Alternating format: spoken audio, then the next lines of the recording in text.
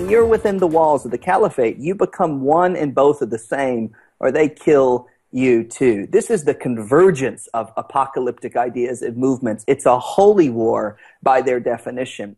Author Johnny Moore recently on this program discussing the rise of ISIS, radical Islam, and the ripple effect it has on Christians worldwide. A majority of the atrocities committed against Christians occur in the Middle East, but in other regions of the world, there are still problems with Christian persecution.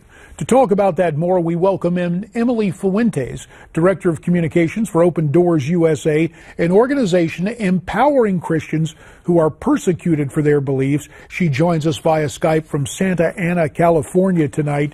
Emily, we thank you for your time here on Newsmax Prime, and you recently returned from Central Asia. How has the rise of ISIS in the Middle East affected Central Asia? Well, thank you so much for having me to talk about this important subject. Central Asia is really makes up the stand, most of the former Soviet Union, and so persecution there is actually where our ministry started, where Christians were being oppressed by an oppressive government. We're seeing it come full circle, not only with local governments persecuting Christians in society, but sadly now even Muslim extremists, and specifically ISIS has made threats against Christians in certain parts of Central Asia. ISIS now has 43 groups around the world who have sworn allegiance to them, and sadly we're even seeing it here. Well, during your trip, I understand you spoke with pastors and believers about the rise in persecution. What are some of the changes that pastors are making in order to safeguard their churches and those congregations?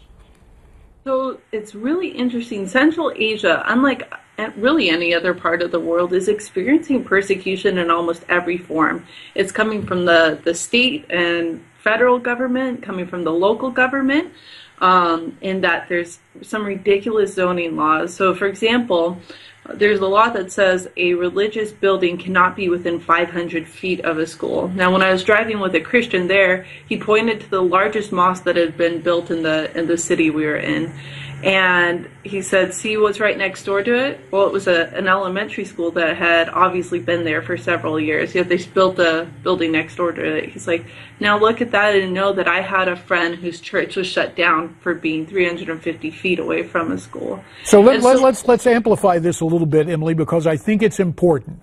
What is going on in those nations is state-sponsored persecution of Christians, correct?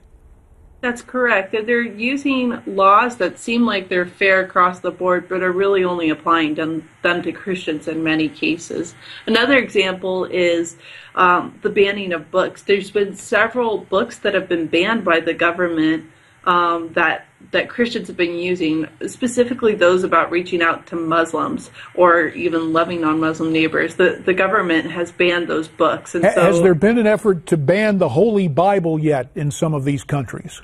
Not yet, but the pastors, for your initial question here, are preparing for persecution to get worse because they never thought books would be banned in certain countries. They didn't think that some of these laws would actually get their churches shut down, but they're seeing it get worse and worse as the years continue.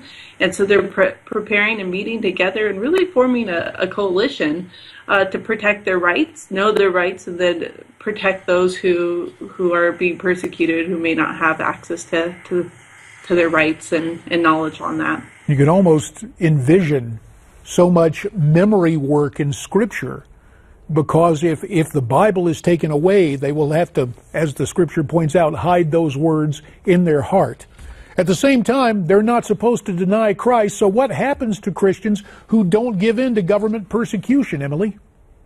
Yeah, that's right. There's been cases of really high fines in Central Asian states. So, for example, it could be up to 2 years' salary, average salary, for meeting together as a Bible study in certain countries. So that's the average salary that a person makes in this country, 2 years worth of it in fines.